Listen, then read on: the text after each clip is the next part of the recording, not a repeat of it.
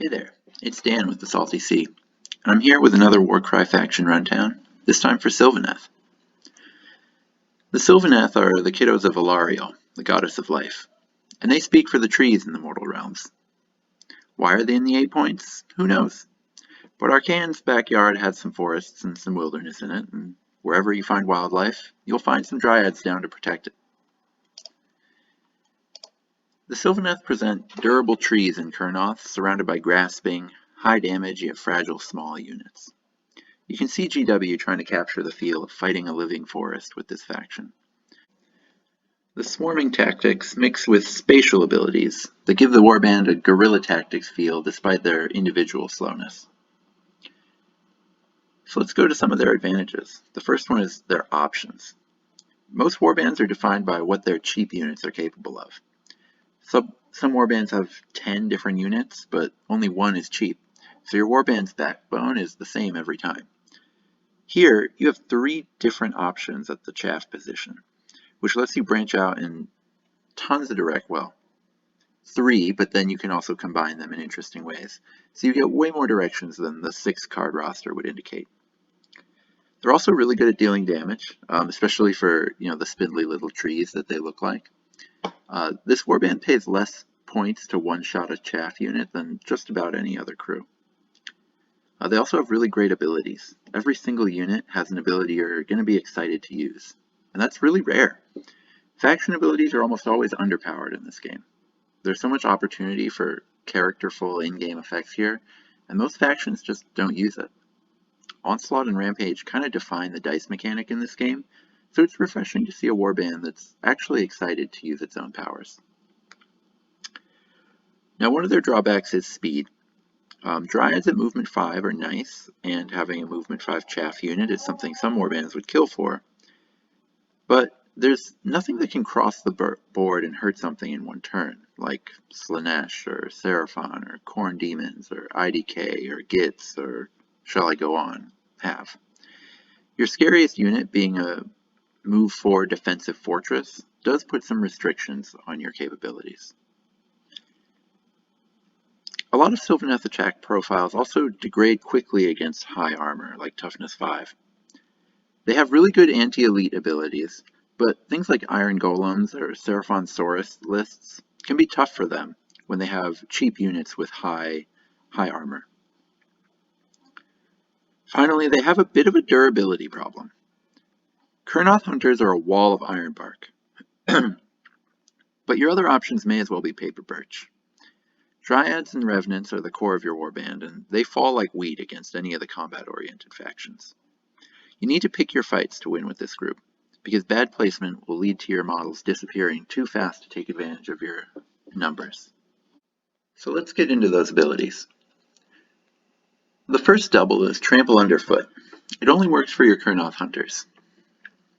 Now, it doesn't do a ton of damage, but it hits above its weight class. Its actual in-game effect is way higher than just the damage it deals, because you have a couple options here. One, it's nice because unlike, say, Onslaught, which is an amazing ability, you can wait until after you've attacked to see if you need the extra damage from Trample Underfoot. The other thing is you can use it at the beginning of a round to take out a wounded fighter who's on 1 or 2 HP, and that frees up your Kurnoth Hunter to do much more valuable things than just finish off that wounded fighter. So this won't be useful in every round, but value it much higher than just a double when it is. One other thing with how the math works out with Kurnoth Hunters, they almost always do either 6 or 9 damage in one attack to Toughness 3 sort of chaff units, and those usually have 8 or 10 HP, so you almost always have 1 or 2 damage left after one attack on them, so being able to do 1 or 2 is crucial. The second double is Shrieking Terror. When it works, it's completely crippling, but there is a 1 in 3 chance of a failure, so don't bet the farm on it.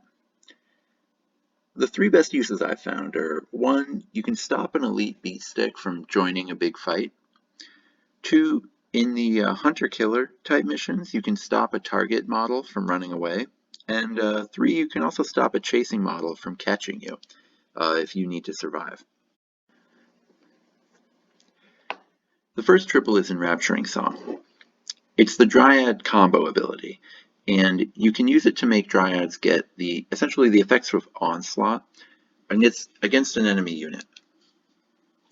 Now this is completely worth it if you get 2 Onslaughts out of it. So you are going to want to set it up.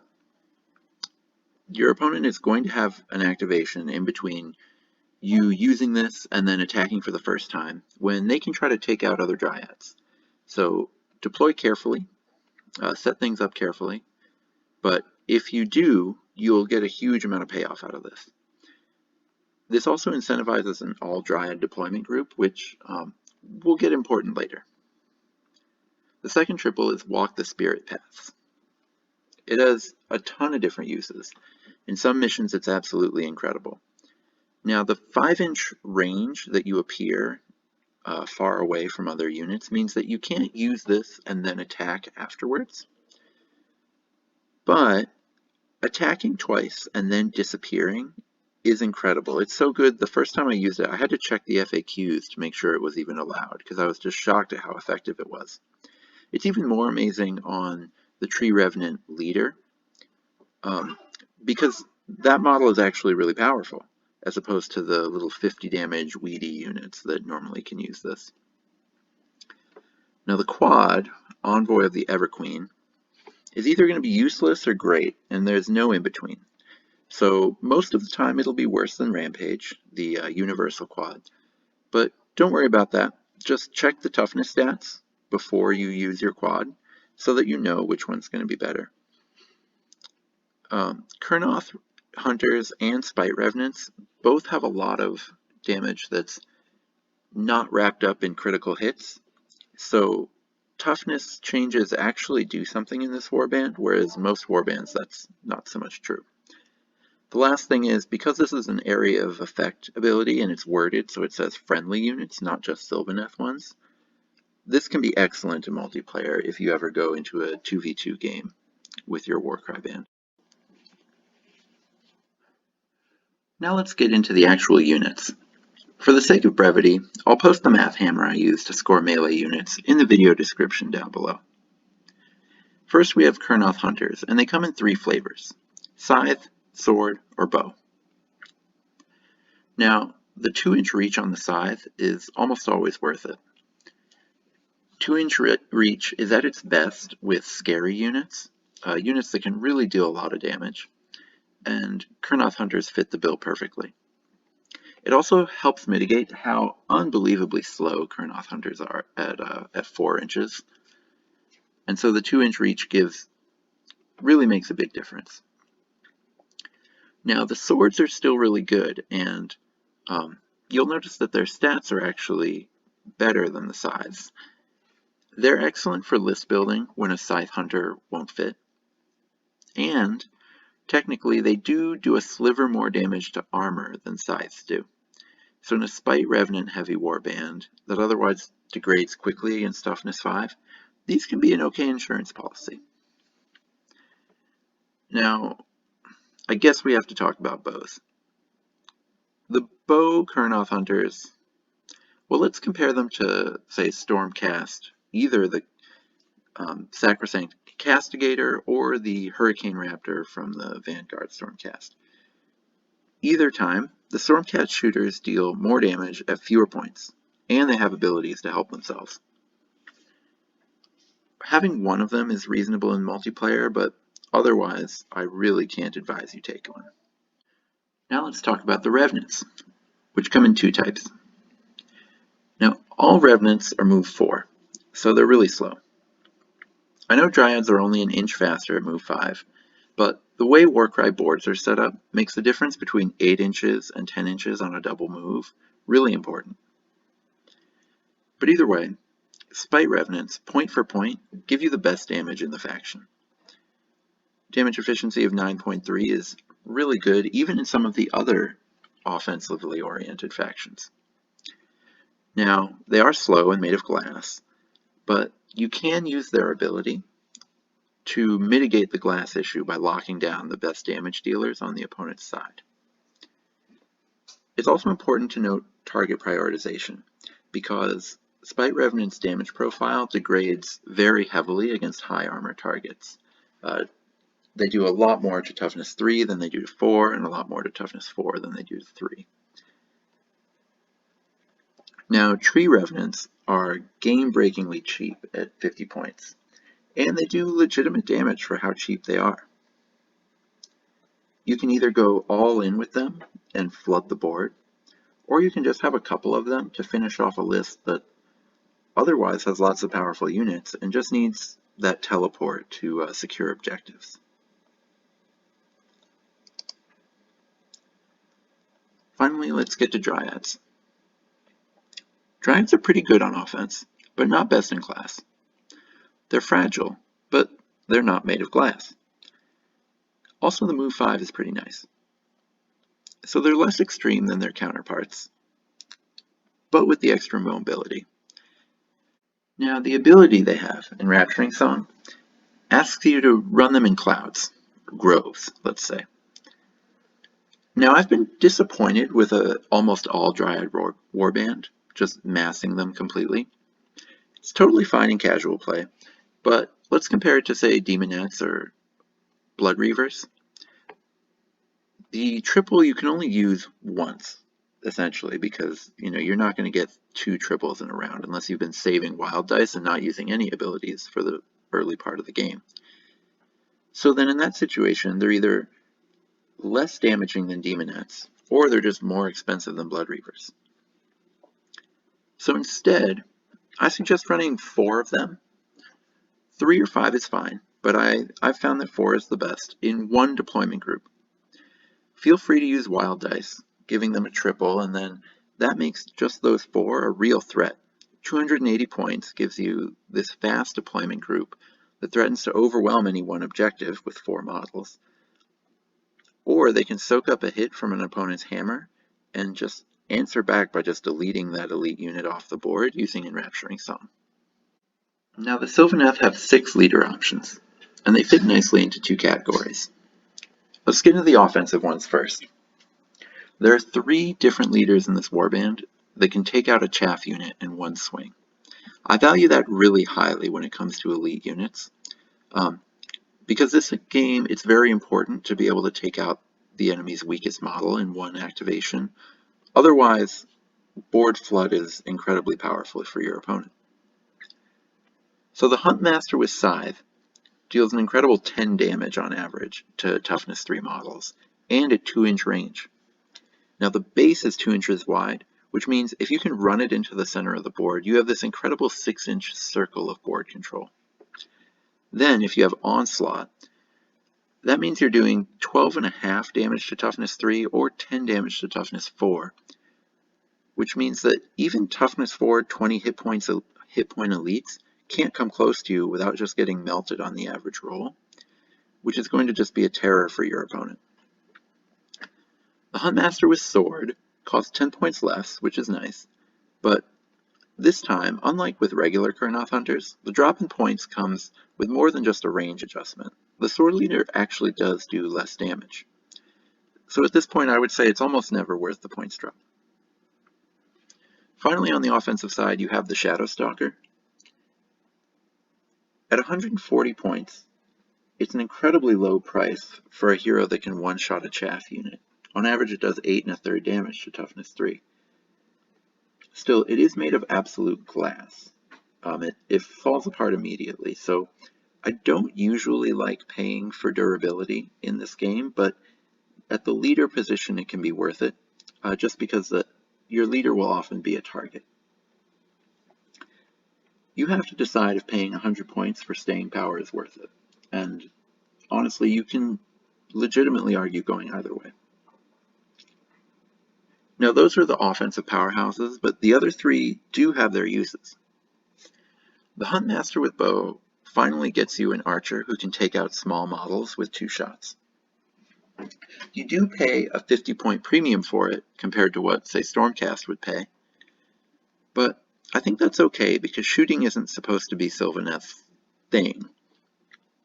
And so the fact that it's still useful in certain missions can still make it a nice inclusion, especially if you know what mission you're going to be playing before you set up your roster. Now the Dryad branch nymph is really nice because it adds more punch to a Dryad deployment group. You can have a regular Dryad set up the Enrapturing Song ability, knowing that the branch nymph is on deck. Now she has a little more survivability and deals a little more damage with the buff than a regular Dryad, so it just makes the whole combo more threatening. Finally, there's the Tree Rev Scion. He has reasonable damage output, but less than any other Sylvaneth hero. You really just take him so that your teleport goes off on a bigger unit. Every benefit that there is to teleporting a regular tiny little Tree Revenant just gets exponentially larger when you have sort of a legitimately sized leader unit getting the same buff.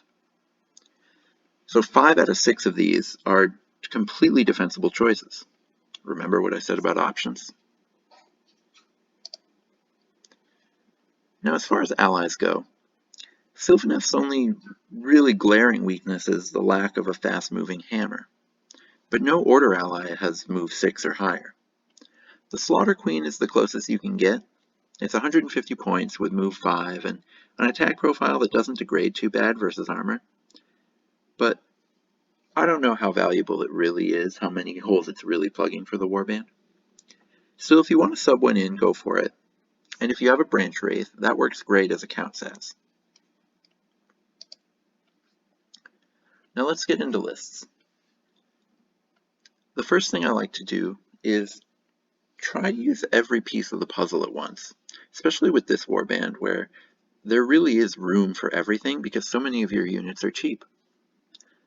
Plus, Dryads and Kurnoth Hunters are both really powerful when used well, but have hugely diminishing returns. Kurnoth Hunters because they're so expensive, and Dryads because they're not as point efficient without the ability, and the ability is just so hugely useful. So this first list on the left, and with almost every list that uses each part of the Sylvaneth roster, the deployment groups really matter. Your shield is almost always on the board turn 1, according to all of the missions in Warcry, and it often ends up in the middle of the fight. So the list on the left puts 2 Kurnoth Hunters and a Spite Revenant right in the center. The Huntmaster is there so that it can immediately get into position with the board control that it has, and it tears down chaff screens with ease, so it's going to be really hard to overwhelm them without a real hammer. Now that's where the Spite Revenant comes in, because of its ability to just lock down hammer units with its ability. Then you have the Dryad deployment group in the Dagger, and they have a ton of mobility to get into the fight if they get put outside of it, or just use objective play.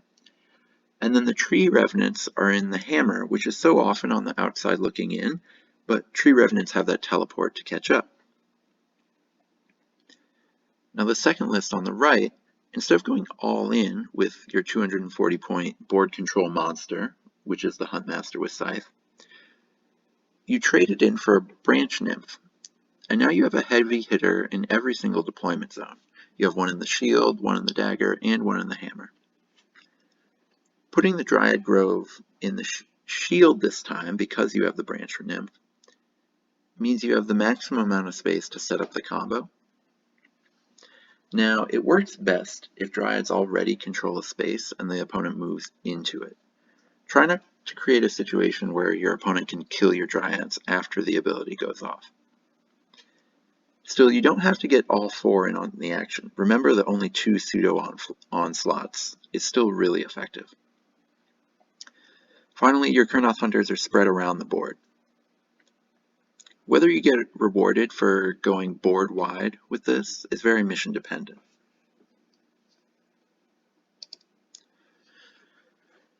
Now, after getting into those, I do want to say that you don't have to try and make a Dryad deployment grove work.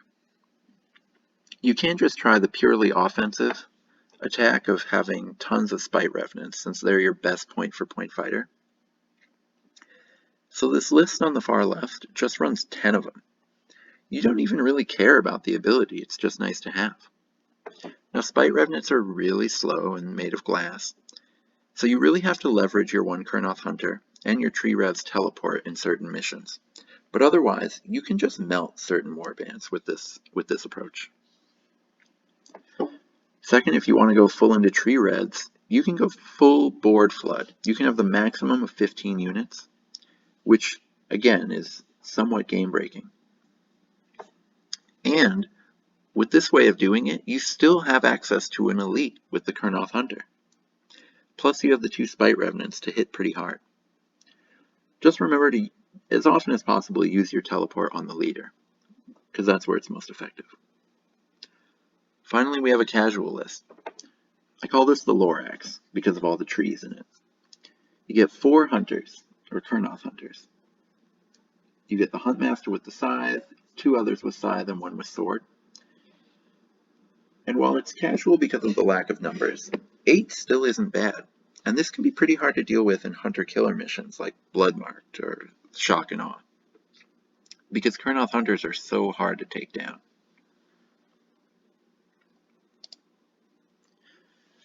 So that's it for Sylvaneth. This section's near and dear to my heart, and you can see the ones I'm painting on the bottom left there. I hope I did them justice, and if you've played them yourself, please leave a comment down below. Also remember to like and subscribe, it really does help people find the channel. Now next, we're looking at Khorne Mortals. I started the channel with their demon counterparts, so I'm excited to get to the humans of the faction. Until that time, may all your rolls be crits.